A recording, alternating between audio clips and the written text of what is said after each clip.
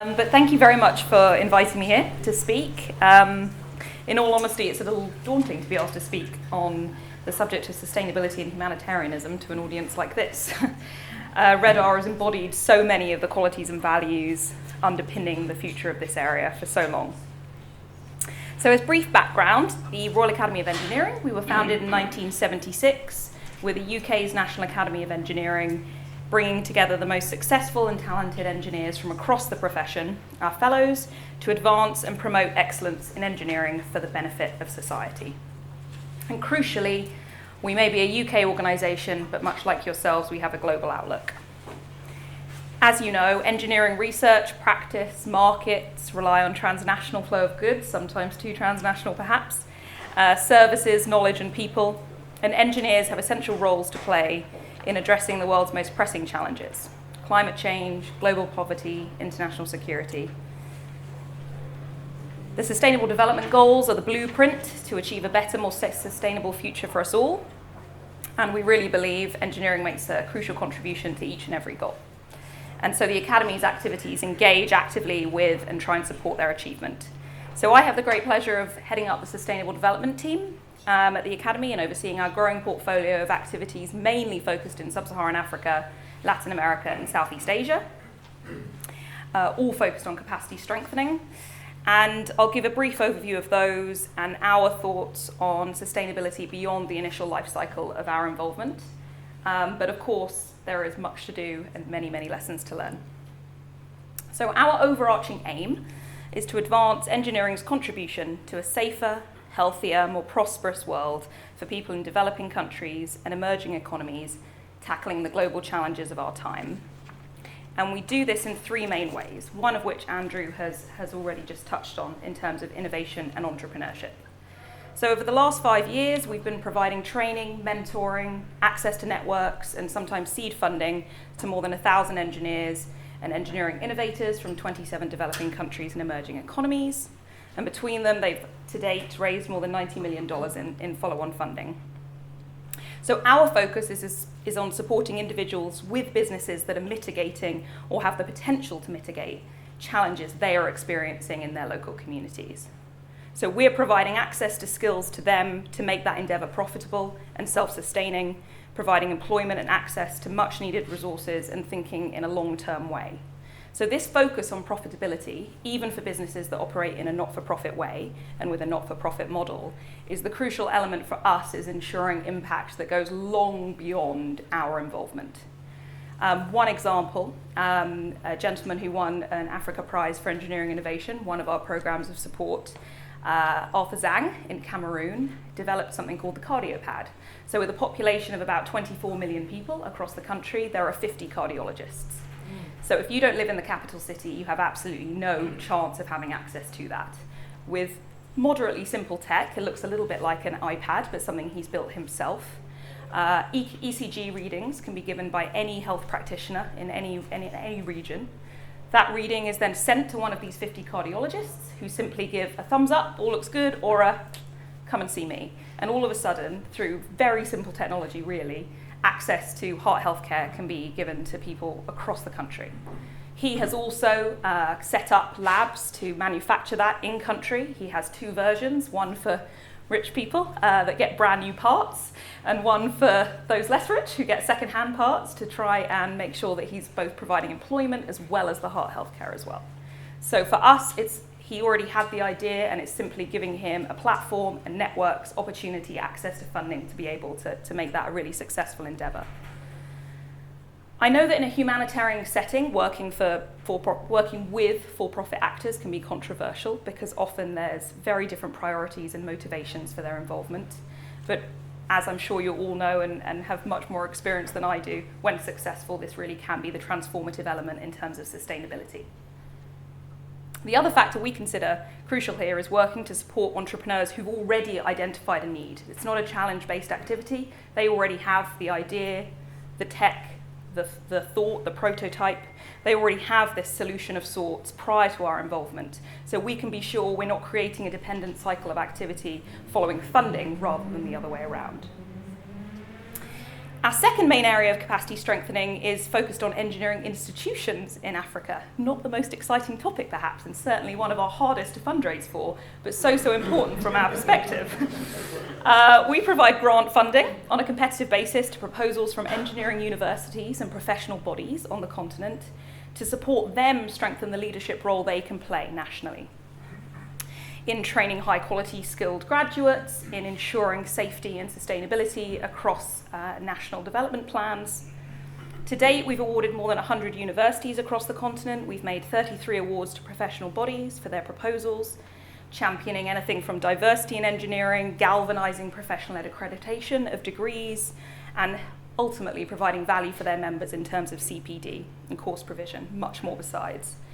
As the Vice-Chancellor of the University of Botswana put it, it's incredibly expensive to train a bad engineer. Our awardees each work in partnership with a UK organisation, and we're really pleased and proud that RedR have been such an important part of that for us, as working with the Federation of African Engineering Organisations over the last few years, and we're very pleased to renew that grant this year for that to continue. Being able, for that organisation that is so new and so developing, their first employee is full-time as a result of this grant, to be able to have access to your expertise to help deliver their goals is transformative. Sustainability, and I mentioned, first employee, what happens when a grant ends? What happens to that person when they're no longer employed? How is that going to continue?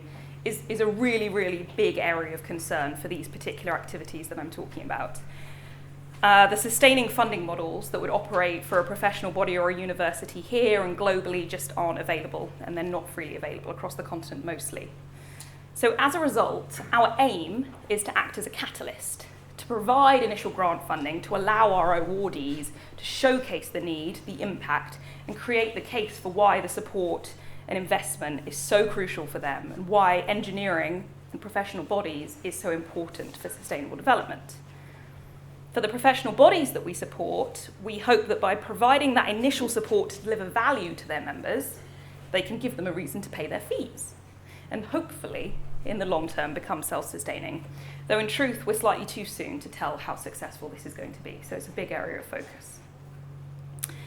For the universities we funded, our approach is to give initial grant funding on a competitive basis and then over subsequent years to scale down the level of funding that we provide and scale up the level of support that we provide for them to make a business case to industry and to government for why the activities need to continue. So we switch our approach and we offer up reduced funding as a kind of matched endeavour for them to leverage against additional support, hopefully, from other avenues. So this approach has provided positive results so far, with significant additional match investment being secured. But again, the long-term challenges of funding in resource-poor communities remains. Our third and final area of capacity strengthening centres around galvanising and networking previously unconnected engineering researchers and practitioners on thematic topics with counterparts from different countries and different disciplines. We hold 4 or so events a year. To date, we've had 660 participants from more than 40 countries. We've got an upcoming event actually about from feeding people to nourishing people, taking place in Madagascar. So we bring together 60 early to mid-career researchers and practitioners from many different disciplines and help them meet and connect for the first time.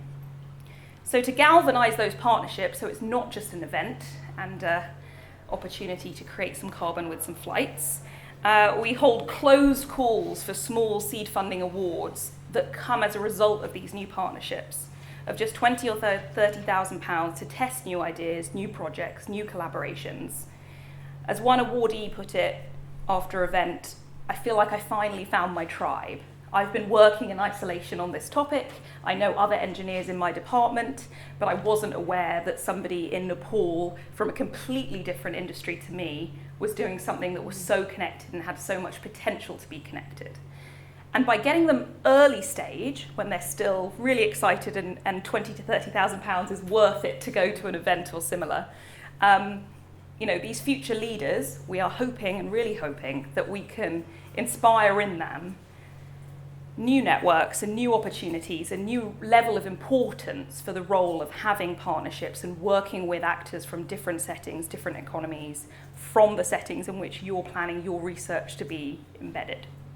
And so our goal here is really mindset change, and for these future leaders in their fields to understand the importance of context, partnership, collaboration, the SDGs, in their future research and innovations. So our sustainability focus is a little more abstract and hard to measure in terms of that mindset change.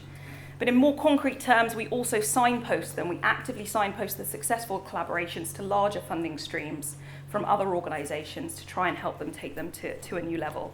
And we've had some success so far in that.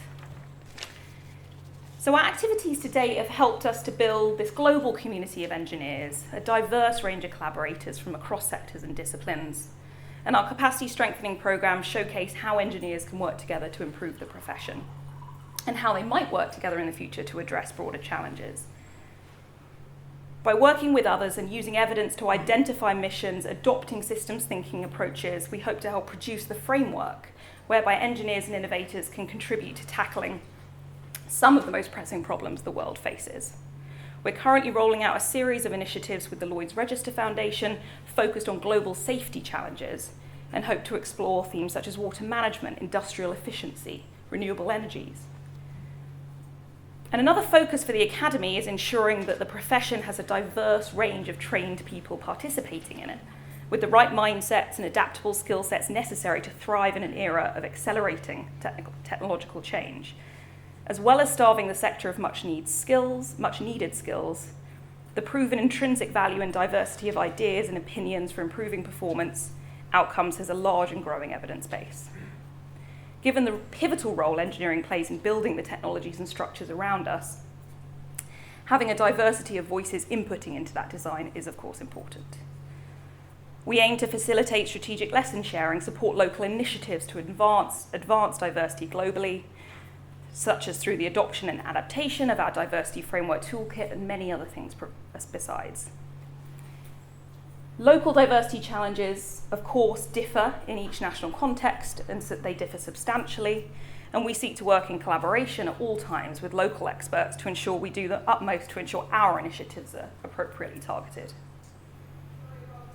In terms of the Academy itself and our own operations, we're keenly aware that our interventions could benefit substantially more from baselining.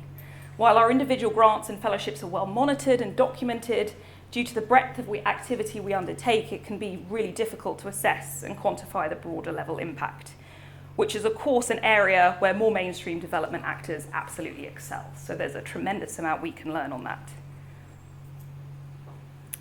We look forward to working with knowledge partners who can assist us in this, but also engaging to share learning and connections more broadly. In 2016, we hosted a conference called Engineering a Better World, aimed at improving the dialogue between the international development and the engineering communities and showcasing how both could work together to fulfill the SDGs.